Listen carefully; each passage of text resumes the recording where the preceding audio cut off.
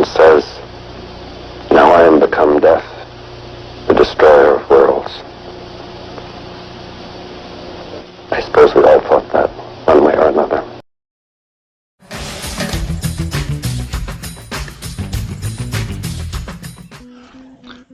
Julius Robert Oppenheimer, généralement appelé Robert Oppenheimer, voire J. Robert Oppenheimer, est un physicien américain, né le 22 avril 1904 à New York et mort le 18 février 1967 à Princeton.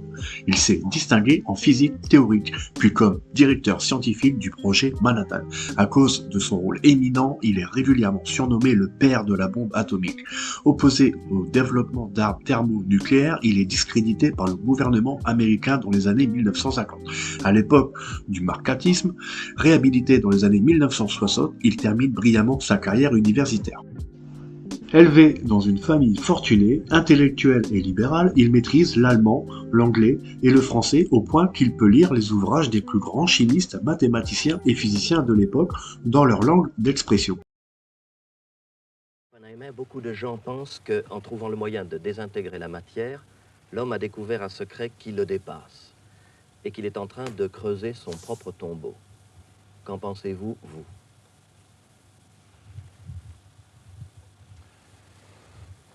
C'est bien possible. Je ne suis pas optimiste, mais je maintiens un espoir. Profitant des enseignements des meilleurs physiciens européens, il publie des articles importants en mécanique quantique et physique des particules et en physique nucléaire. Il est également reconnu par la communauté scientifique pour la publication d'une thèse concernant la naissance des trous noirs dans l'univers. Et pendant les années 1930, ses travaux théoriques et son prestige font de l'Université de Californie de Berkeley l'un des plus importants centres de recherche en physique. En février 1943, malgré l'opposition des services de sécurité de l'armée américaine due aux relations passées d'Oppenheimer avec des militants de gauche, le général Leslie Groves le nomme directeur scientifique du projet Manhattan. Sous sa direction efficace, le laboratoire national de Los Alamos met au point les 3 premières bombes atomiques de l'histoire. S'il est partisan de l'usage tactique de ce type de bombe à des fins de dissuasion, il s'est en revanche un temps opposé au développement de bombes thermonucléaires plus puissantes, jugeant ces dernières potentiellement trop destructrices pour un usage défensif.